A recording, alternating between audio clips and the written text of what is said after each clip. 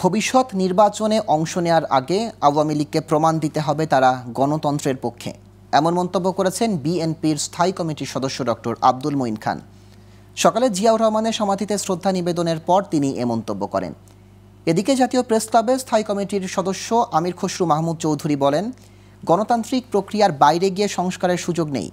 আর BNP চেয়ারপারসনের গুলশান কার্যালয়ে liaison কমিটির বৈঠক শেষে স্থায়ী কমিটির অপর সদস্য নজরুল ইসলাম খান মন্তব্য করেন, জাতীয় ইস্যুতে ঐক্যমত্যের ভিত্তিতে অতীতে আন্দোলনে থাকা সব রাজনৈতিক দলকে নিয়ে একসাথে কাজ করতে চায় বিএনপি।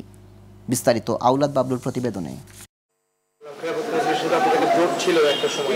জাতীয় ঐক্যসহ বিভিন্ন বিষয়ে একমত হতে বুধবার বিএনপির শীর্ষ নেতৃত্বের সঙ্গে বৈঠক করেছে খেলাফত মজলিস নেতারা। বৈঠক শেষে গণমাধ্যমে কথা বলেন স্থায়ী কমিটির সদস্য নজরুল ইসলাম খান। আন্দোলনের যেমন সাথী ছিলেন, এ সময় তিনি জানান, ভিন্ন ভিন্ন দলের রাজনৈতিক স্বার্থে চিন্তা ভাবনার ভিন্নতা থাকলেও আন্দোলন সংগ্রামী অতীতে যারা ভূমিকা রেখেছে জাতীয় স্বার্থে, তাদের নিয়ে ভবিষ্যতে একসাথে দেশ গড়ার কাজ করতে চায় বিএনপি। যারাই আমরা এই ফ্যাসিবাদের বিরুদ্ধে আন্দোলনে রত আছি, আগামী দিনে আল্লাহর মেহেরবানিতে যদি জনগণের সেবা করার সুযোগ আল্লাহ আমাদেরকে দেয়, তাহলে যারাই আন্দোলন সংগ্রামে যুক্ত ছিল তাদের সবাইকে সাথে নিয়ে আমরা একযোগে ঐক্যবদ্ধভাবে এই দেশের জনগণের কল্যাণ করার জন্য চেষ্টা করব।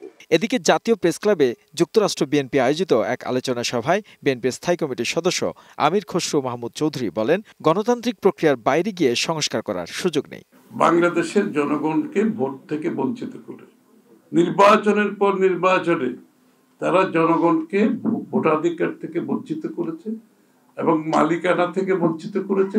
সেই মালিকানা তারা নিজেদের হাতে তুলে নিয়েছে এবং সেই মালিকানা আপনাকে যদি ফিরিয়ে দিতে হয়, প্রথম কাজ হচ্ছে তাদের ভোটাধিকার ফিরিয়ে দেওয়া। এর আগে যুক্তরাজ্য বিএনপির নেতাদের সাথে নিয়ে শহীদ রাষ্ট্রপতি জিয়াউর রহমানের সমাধিতে শ্রদ্ধা নিবেদন শেষে গণমাধ্যমে কথা বলেন ডক্টর মঈন খান। জানান, আওয়ামী লীগ দেশের মানুষের সাথে বেইমানি করেছে, তাই ফ্যাসিবাদী শক্তি আওয়ামী লীগের সাথে কেন নির্বাচনে অংশ নেবে বিএনপি, এমন প্রশ্ন তোলেন তিনি। একটি জনগণের দল তারা এদেশে ফিরিয়ে এনেছিল শহীদ প্রেসিডেন্ট জিয়াউর রহমানের নেতৃত্বে, সেই দল কেন একটি ফ্যাসিস্ট সরকারকে সঙ্গে নিয়ে নির্বাচন করবে? বাংলাদেশে আওয়ামী লীগ সরকার বিগত 15 বছর যাবৎ বাংলাদেশের মানুষের সঙ্গে তারা বেইমানি করেছে।